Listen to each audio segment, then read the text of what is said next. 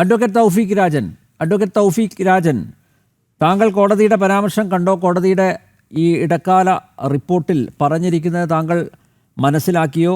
കോടതിക്ക് തന്നെ ബോധ്യപ്പെട്ടു വലിയ സാമ്പത്തിക അച്ചടക്കമില്ലായ്മയാണ് ഇതെന്ന് കോടതിക്ക് ബോധ്യപ്പെട്ടു. പക്ഷേ ഇപ്പോഴും നമ്മുടെ ഇടത് സഹയാത്രികൻ പറയുന്നത് എല്ലാം കൃത്യമായ രീതിയിലാണ് നടന്നത്, വഴിവിട്ട രീതിയിലൊന്നും നടന്നിട്ടില്ല, ഒരു ക്രമക്കേടും ഉണ്ടായിട്ടില്ല എന്നുള്ള രീതിയിലാണ് അദ്ദേഹം പറഞ്ഞു വരുന്നത്. എനിക്കറിയില്ല.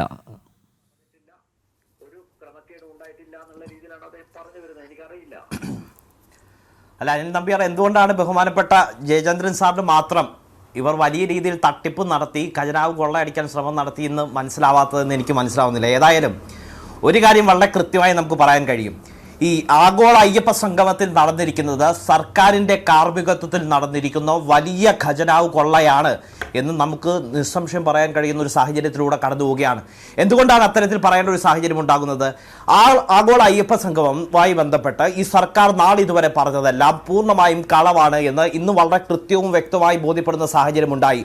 ആദ്യഘട്ടത്തിൽ സ്പോൺസർമാരുടെ സഹായത്തോടു കൂടിയാണ് ഇത്തരത്തിൽ ഒരു സംഗമം നടത്തുന്നതെന്ന് പറഞ്ഞു വെച്ചവർ സർക്കാർ ഖജനാവിൽ നിന്ന് പണം ചെലവഴിക്കുന്ന സാഹചര്യം ഉണ്ടാകുന്നു. ദേവസ്വം ബോർഡിന്റെ അക്കൗണ്ടിൽ നിന്ന് 2 കോടിയോളം രൂപ ചെലവഴിക്കുന്ന സാഹചര്യം ഉണ്ടാകുന്നു. അത് തിരിച്ചടയ്ക്കാതെ നാളിതുവരെ തിരിച്ചടയ്ക്കാത്ത സാഹചര്യം ഉണ്ടാകുന്നു.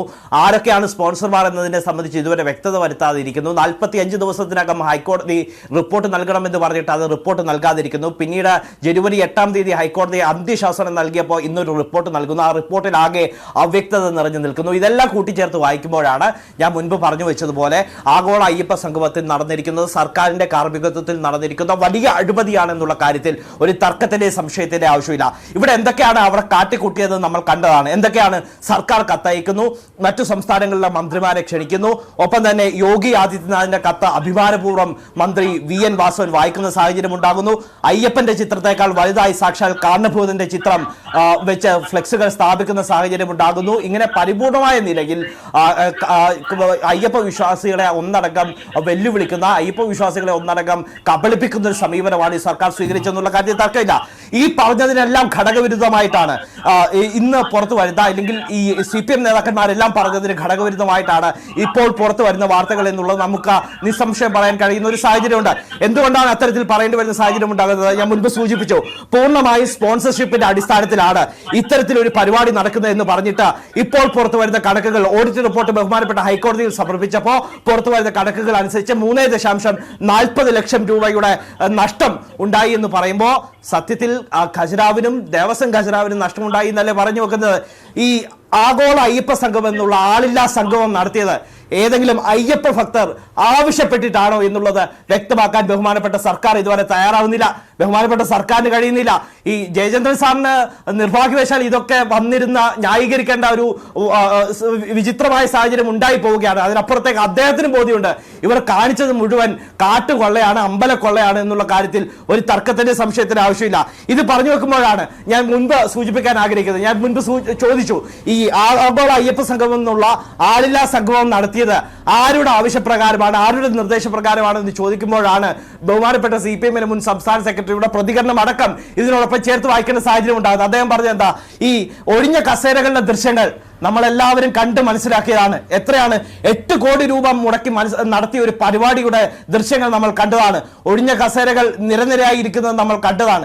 ആ ഒഴിഞ്ഞ കസേരകളുടെ ദൃശ്യങ്ങൾ മാധ്യമങ്ങളിലൂടെ ലോകം മുഴുവൻ കണ്ടപ്പോൾ അത് ദൃശ്യങ്ങളാണ് എന്ന് പറഞ്ഞ് ന്യായീകരിച്ച, പൊതുസമൂഹത്തിന്റെ പൊതുബോധ്യത്തെ ചോദ്യം ചെയ്ത ഒരു സംസ്ഥാന സെക്രട്ടറി ഉള്ള പാർട്ടിയുടെ അനുയായികൾക്ക് ഇതല്ല ഇതിനപ്പുറവും ന്യായീകരിക്കാൻ കഴിയുന്ന ഒരു സാഹചര്യം ഉണ്ടാകുന്നുള്ള കാര്യത്തിൽ തർക്കമില്ല.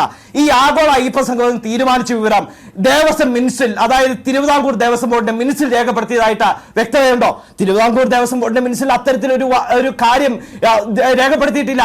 അപ്പൊ സർക്കാർ പറയുന്നു, സർക്കാർ പറഞ്ഞത് ദേവസ്വം ബോർഡ് നടത്തും, ദേവസ്വം ബോർഡ് പൂർണ്ണമായും നടത്തും എന്നൊക്കെ പറയുമ്പോൾ ദേവസ്വം ബോർഡാണ് ഇതിന്റെ സംഘാടകരെങ്കിൽ, ദേവസ്വം ബോർഡിനാണ് പരിപൂർണമായ നിലയിൽ ഇതിന്റെ ഉത്തരവാദിത്വമെങ്കിൽ എന്തുകൊണ്ടാണ് ദേവസ്വം ബോർഡിന്റെ മിനിറ്റ്സിൽ ഇത് സംബന്ധിച്ചുള്ള വിവരങ്ങൾ ഉൾപ്പെടുത്താതെ പോയെന്ന് പറഞ്ഞു വെക്കുമ്പോഴാണ് ഞാൻ മുൻപ് സൂചിപ്പിച്ചതുപോലെ ആഗോള അയ്യപ്പ സംഗമം നടന്നിരിക്കുന്നത് സർക്കാരിന്റെ കാർമ്മികത്വത്തിൽ നടന്നിരിക്കുന്ന അഴിമതിയാണ് എന്ന് തന്നെ പറഞ്ഞു വെക്കേണ്ട ഒരു സാഹചര്യം ഉണ്ടാകുന്നത്.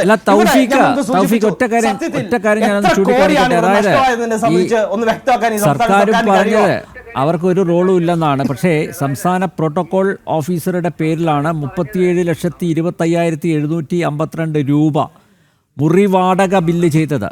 അതായത് ഈ VIP കളൊക്കെ താമസിച്ചല്ലോ, ഞാൻ നേരത്തെ പറഞ്ഞ പോലെ കുമരകത്തെ നക്ഷത്ര റിസോർട്ടുകളിലാണ് താമസിച്ചത്.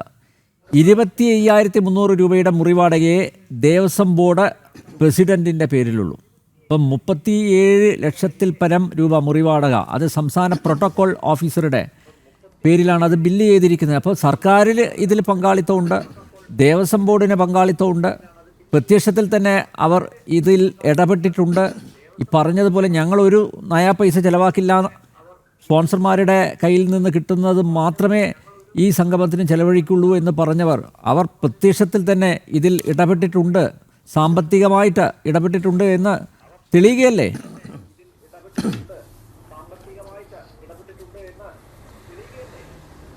വളരെ വ്യക്തമല്ല അനിൽ നമ്പ്യാർ, ഇക്കാര്യത്തിൽ എന്താണ് ഒരു സംശയത്തിന് ആവശ്യം ഇനിയുള്ളത്? അങ്ങ് സൂചിപ്പിച്ചതുപോലെ ഈ സർക്കാർ തുടക്കത്തിൽ പറഞ്ഞത് എന്താ, ഇത് ഇക്കാര്യത്തിൽ അതായത് ആഗോള അയ്യപ്പ സംഗമം നടക്കുമ്പോൾ സർക്കാരിന് ഇക്കാര്യത്തിൽ ഒരു റോളും ഇല്ല, ഇത് മുഴുവൻ ദേവസ്വം ബോർഡ്, തിരുവിതാംകൂർ ദേവസ്വം ബോർഡാണ് ഇതിന്റെ സംഘാടകർ എന്ന് പറഞ്ഞു വെച്ചിടത്താണ് ദേവസ്വം ബോർഡാണ് എന്ന് പറഞ്ഞു വെക്കുന്നതിനോടൊപ്പം തന്നെ അവർ ഒരു കാര്യം കൂടി സൂചിപ്പിച്ചു. എന്താണ്? പൂർണ്ണമായും സ്പോൺസർഷിപ്പിന്റെ അടിസ്ഥാനത്തിലാണ് ഈ പരിപാടി നടക്കുന്നത് എന്നുകൂടി അവർ കൂട്ടിച്ചേർക്കുന്ന ഒരു സാഹചര്യം ഉണ്ടായി. ഇത് പറഞ്ഞു വെക്കുമ്പോഴാണ് ഈ ദേവസ്വം ബോർഡിന്റെ തുകയൊന്നും എടുത്തിട്ടില്ല എന്ന് പറയുമ്പോൾ, സംസ്ഥാന സർക്കാരിന്റെ തുകയൊന്നും എടുത്തിട്ടില്ല എന്ന് പറയുമ്പോഴാണ് സംസ്ഥാന സർക്കാരിന്റെ ഖജനാവിൽ നിന്ന് തന്നെയല്ലേ പ്രോട്ടോകോൾ ഓഫീസറിന്റെ പേരിൽ ഏകദേശം 37 ലക്ഷം രൂപയുടെ ബിൽ അങ്ങ് സൂചിപ്പിച്ചതുപോലെ ഈ നമ്മുടെ കുമരകത്ത് പഞ്ചനക്ഷത്ര ഹോട്ടലുകളും റിസോർട്ടുകളും അടക്കം എടുത്ത വകയിൽ അടച്ചിരിക്കുന്ന ഒരു സാഹചര്യം ഉണ്ടായത്. തിരുവിതാംകൂർ ദേവസ്വം ബോർഡ് പ്രസിഡന്റ് വകയിൽ അത്തരത്തിൽ അടച്ചിരിക്കുന്നത് 25,000 രൂപയാണ്. അതിനോടൊപ്പം തന്നെ ഈ റോളില്ലാത്ത സർക്കാർ, അങ്ങനെയെങ്കിൽ റോളില്ല എന്ന് പറയുന്ന സർക്കാർ എന്തിനാണ് ഈ 37 ലക്ഷം രൂപ, വലിയ തുക, ചെറിയ തുകയല്ലല്ലോ 37 ലക്ഷം രൂപ എന്ന് പറയുന്നത്, ആ 37 ലക്ഷം രൂപ ഒരു റോളും ഇല്ലാത്ത സർക്കാർ എന്തിനാണ് അടയ്ക്കുന്ന ഒരു സാഹചര്യം ഉണ്ടായത് എന്ന് ചോദിക്കുമ്പോഴാണ് വളരെ കൃത്യം ഇത് സർക്കാർ സ്പോൺസേഡ് പരിപാടിയായിരുന്നു. സർക്കാരിന്റെ നിർദ്ദേശപ്രകാരം തിരുവിതാംകൂർ ദേവസ്വം ബോർഡ് സംഘടിപ്പിച്ച ഇലക്ഷൻ പരിപാടി തന്നെയായിരുന്നു ഇത് എന്നുള്ള കാര്യത്തിൽ സംശയമൊന്നുമില്ല. ഇതൊരു ഇലക്ഷൻ പ്രീ ട്രയൽ പരിപാടിയായിരുന്നു. ഇത് ഇവർ മുൻപ് ഒരു ന്യൂനപക്ഷ പ്രീണനം നടത്താനുള്ള ശ്രമങ്ങളൊക്കെ നടത്തി നോക്കി, അത് പാളിയപ്പോ ഭൂരിപക്ഷ പ്രീണനം നടത്താനുള്ള ശ്രമം നടത്തിയതിന്റെ ഭാഗമായിട്ടാണ് ഈ ആഗോള അയ്യപ്പ സംഗമം നടത്തുന്ന ഒരു സാഹചര്യം ഉണ്ടായത്. അതുകൊണ്ട് തന്നെ വളരെ കൃത്യമായി പറയാം, ഈ 37 ലക്ഷം രൂപ പ്രോട്ടോകോൾ ഓഫീസറിന്റെ പേരിൽ ചെലവായ തുക അവിടെ നിൽക്കുന്നു. 25,000 രൂപ തിരുവിതാംകൂർ ദേവസ്വം ബോർഡ് പ്രസിഡന്റ് പേരിൽ അടച്ച തുകയാണ്. അതിനപ്പുറത്തേക്ക് 2 കോടി രൂപയിലധികം തിരുവിതാംകൂർ ദേവസ്വം ബോർഡിന്റെ അക്കൗണ്ടിൽ നിന്ന് നഷ്ടമായിട്ടുണ്ട്. എന്റെ അറിവ് ശരിയാണെങ്കിൽ ആ തുക ഇതുവരെ തിരിച്ചടയ്ക്കുന്ന ഒരു സാഹചര്യം ഉണ്ടായിട്ടില്ല എന്ന് പറഞ്ഞു വെക്കുമ്പോഴാണ് ഇവർ വളരെ കൃത്യമായിട്ട് നമുക്ക് ഒരു കാര്യം കൂട്ടിച്ചേർത്ത് വായിക്കേണ്ട ഒരു സാഹചര്യം ഉണ്ടാകുന്നത്. എന്താണ് ഇവർ വളരെ കൃത്യമാണ് അനിൽ നമ്പ്യാർ, ഏതാണ് ശബരിമല ശാസ്താവിന്റെ സ്വർണ്ണക്കൊള്ള നമ്മൾ എല്ലാവരും കണ്ട് മനസ്സിലാക്കിയ കാര്യമാണ്.